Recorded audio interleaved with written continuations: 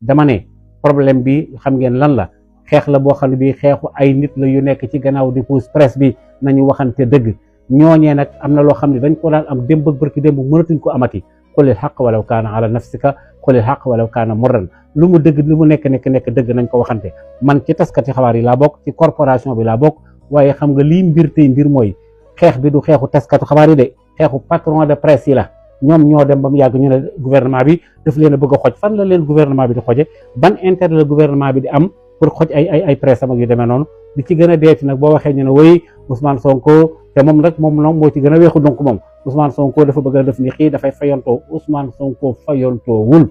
dafay appliquer la loi avec le gouvernement de Diomaye cette loi nag am na ñu fi nekkoon ñoo xam ne dañ ko doon salfaañe de tout bord loolu mooy problème bi comme neex na nga grève comme neex nga grève bañ a grève mais li Walfadjri def na ñoom dañu grève te Walfadjri ñan ñoo leen gën a nekk victime ci régime yi nga xam ne jaar nañ fi yëpp mais dañoo xam ne xeex bi du seen xeex bi xeexu ñeneen la du suñu xeex ñun taskatu xabaar yi nga xamee ne ñooy bind ko wax ak joxe ay information ña nekk ca kaw nekk ay patron de presse am na ci koo xam ne kii ban ko fi waxee barki dem moo jaay dafa ne mënumaa fay mais su fekkente ne tey jii yéen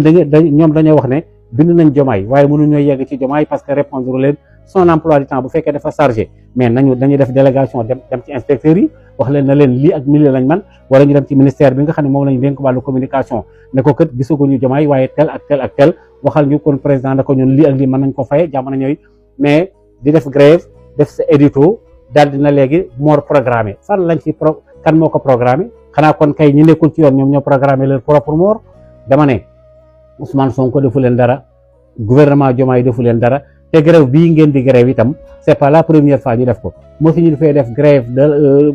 journée morte boo xam ne bi presse bi du génn ba affaire ba réussir à 100% suba Walfadjri dana liggéey ci talaata ji am na ñoo xam ne tamit ay journaux yoo xam ne tamit danañ génn waa témoin ñoom ci seen bopp rek sànq rek ñu ngi may xamal na may ñoom danañ def communiqué bu mag wax ne bokkuñu ci groupe Mamadou Mor Ndiaye maa ngi koy nuyu di ko sant bu baax a baax moo jiite le quotidien témoin nee na bokkul ci grève bi tey bokkul ci grève bi ëllëg te mercredi dana def édito xam leen ne grève bi du seen grève ñoom grève mu ñeneen lañ am na ñu nekk ci gannaaw Mamadou Mor Ndiaye moom ma ko wax te kooku borom jom la borom fit la nekkoon fi ci régime bi xam leen bu baax a baax ne moom bokkul ci grève bi Walfadjri bokkuñ ci bien que man xëy na organe bi ma bokk ñoom danañ solidariser wu am nañ ci droit mais sama opinion personnelle mooy grève bi amul benn sens su fekkente ne contre li nga xamee ne moom la ñoom Ousmane Sonko wax loolu ay wax la yu kenn comprendre parce que fii presse bi lu nekk daj nañ ko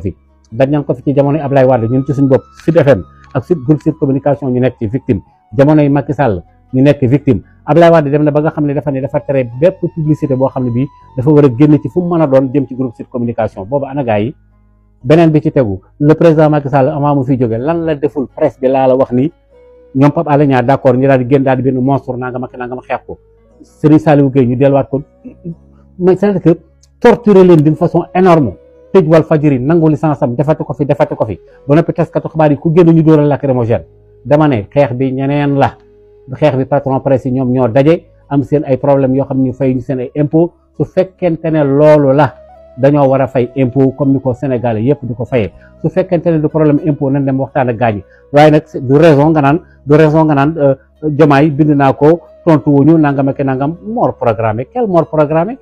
ñoom ci seen bopp ñoo dugg ci loo xam ne ni ñoo ubbi seen ay entreprise yooyu nag bu sooxee du taskatu xabaar yi ñoom patron de presse yi la te yéen ñu koy wax ñëpp yéen journalistes yi aide à la presse bi ngeen daan dégg fan la daan jaar ci yéen ñenn ñi dañ leen compal ñenn ñi dañ koy dégg ñenn ñi sax duñ ko far gis dama ne affaire bi bu dee politique a ci dugg nañ waxante politique Ousmane Sonko defu leen dara gouvernement bu Diomaye defu leen dara la nga xam ne moom lañ doon dénoncé 2018 avant ñu jël pouvoir bi foofa la ñu toogoon ne leen ñun li ngeen di def d'accord ñu tey d'accord ñu ci ëllëg ban ko tàmbalee dingat